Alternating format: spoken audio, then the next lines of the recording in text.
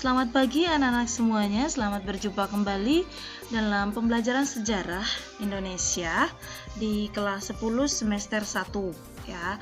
Hari ini kita akan mulai dengan materi yaitu tentang materi bab 1 tentang konsep berpikir sejarah. Baik, untuk materi bab 1 ini Ibu akan paparkan terlebih dahulu kompetensi dasar ya. Ini yang menjadi dasar pembelajaran kita, yaitu bagaimana memahami dan menerapkan cara berpikir sejarah dalam mempelajari peristiwa sejarah itu.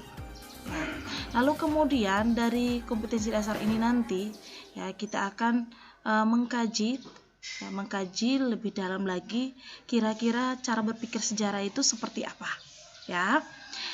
Nah, terkait materi ini,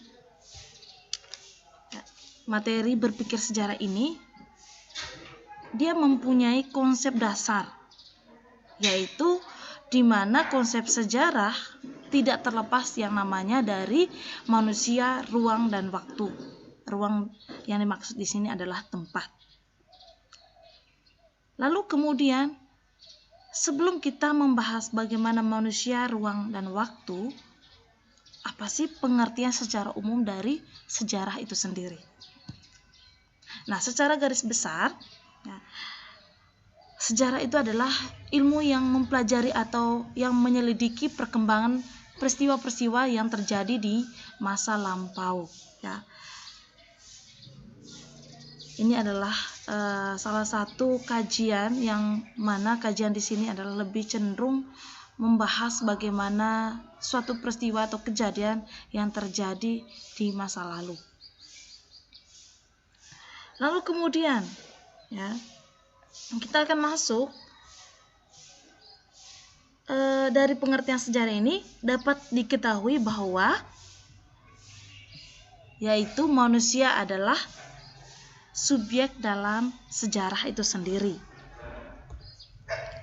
Lalu kemudian terlepas dari subjek, manusia itu juga sebagai objek dari sejarah itu. Lalu kemudian manusia itu sendiri juga lah yang menjadi penulis sejarah. Apa yang dimaksud dalam kajian manusia atau yang biasa disebut sebagai subjek sejarah? Yang dimaksud di sini adalah di mana manusia itu sebagai pelaku, ya, pelaku dari sejarah itu sendiri. Nah, sedangkan objek sejarah ini adalah segala aktivitas manusia di mana segala sesuatu yang dilakukan atau yang dibuat oleh manusia itu sendiri akan membentuk sejarah. Ya, dari membentuk sejarah itu manusia sendiri juga yang menulis atau yang merekam segala peristiwa-peristiwa yang terjadi, sehingga ada yang namanya penulis sejarah. Ya. Lalu apa hubungannya antara manusia, ruang, dan waktu? Ayo, kalian pasti sudah memikirkan kira-kira apa sih hubungannya antara manusia itu sendiri dengan ruang dan waktu. Nah, dalam sejarah Ibu juga akan bertanya, bisakah kalian hidup tanpa ruang dan waktu? Hidup tanpa tempat dan waktu. Bisakah kalian melakukan sesuatu tidak ada dalam ruangan atau tidak dicatat oleh waktu? Ya, tentu jawabannya tidak bisa. Ya, itu artinya bahwa ruang dan waktu dan manusia itu tidak bisa terpisahkan. Ya.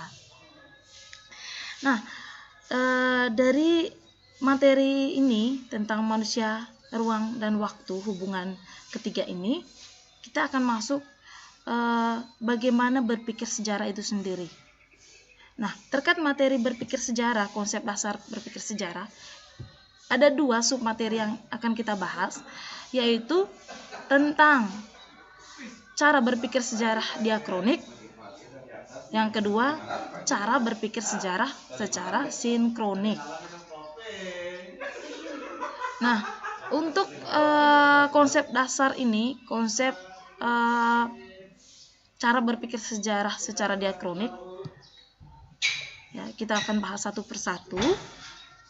yang pertama dari pengertiannya dulu. Nah, di sini pengertiannya bahwa berpikir secara diakronik artinya memanjang dalam waktu tetapi terbatas dalam ruang. Ya. Artinya apa? Ya.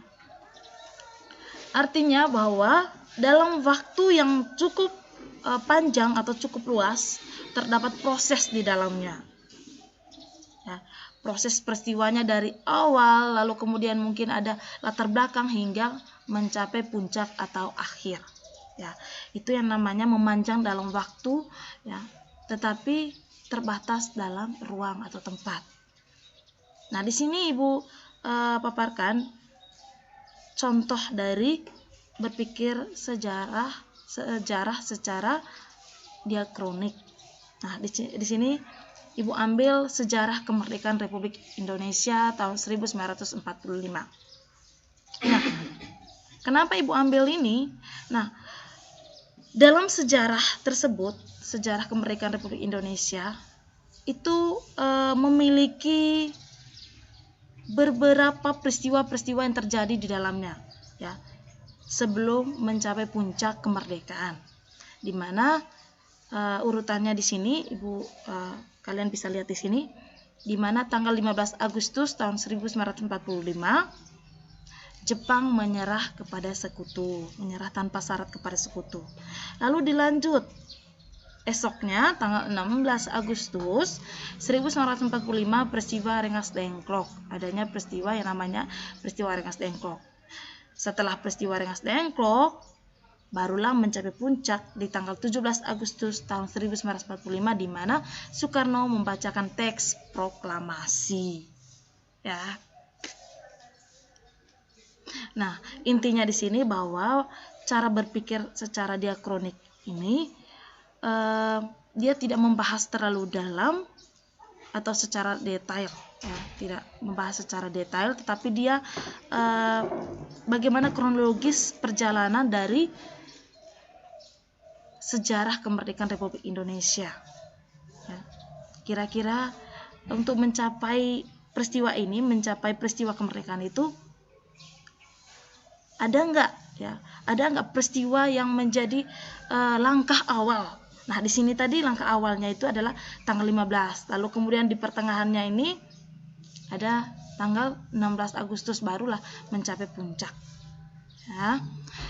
Nah, sampai di sini untuk materi cara berpikir secara diakronik, saya yakin kalian cepat memahami karena di sini simpel sekali bahwa cara berpikir diakronik itu adalah di mana dia memanjang dalam waktu tetapi terbatas dalam ruang atau tempat.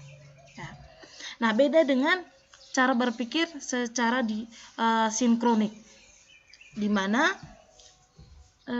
cara berpikir sinkronis di sini artinya meluas dalam ruang tetapi dia terbatas dalam waktu. Dia meluas dalam ruang di sini tempatnya tetapi terbatas dalam waktu. Nah, artinya apa? Di sini dia menyempit dalam waktu atau menyempit dalam waktu dan ruangnya itu yang sangat luas atau melebar dalam ruang. Ya. Artinya bagaimana mengkaji peristiwa sejarah pada masa tertentu, dia mengkaji pada peristiwa suatu peristiwa saja, ya. Hanya saja di mana dia membahas atau mengkaji peristiwa tersebut secara detail atau secara dalam. Nah, itulah bedanya dengan pengertian dari berpikir secara diakronik tadi. Di sini Ibu kasih contoh. Nah, contohnya ini Ibu ambil dari contoh yang ada di diakronik tadi. Ibu ambil dari peristiwa yang pertama. Nah, di sini kalau diakronik dia membahas bagaimana mencapai puncak kemerdekaan Republik Indonesia. Ada beberapa peristiwa di dalamnya. Sementara sinkronik itu hanya membahas satu peristiwa yang ada di dalam sejarah itu sendiri. Ya. Misalnya saya ambil peristiwa tanggal 15 Agustus ini. Di sini. Nah, dalam peristiwa tersebut, nah di sini di mana akan dikaji secara dalam dan secara detail, ya. Misalnya membahas tentang bagaimana keadaan ekonomi saat peristiwa tersebut, bagaimana keadaan politiknya, bagaimana keadaan sosialnya. Intinya di sini satu peristiwa akan dikaji secara mendalam, ya. Nah, itu adalah pengertian dari cara berpikir secara sinkronik. Intinya di sini juga bahwa materi cara berpikir sejarah ini cukup simpel, ya. Begitu banyak contoh yang terjadi di luar sana, dan itu yang menjadi catatan penting untuk kalian. Ibu akan kasih tugas ke kalian. Kalian akan mencari kira-kira yang kalian temui, ya. Kalian temukan di luar sana terkait peristiwa-peristiwa yang mungkin berkaitan dengan diakronik maupun yang berkaitan dengan sinkronik, ya. Oke, materi kita hari ini cukup simpel sampai di sini saja.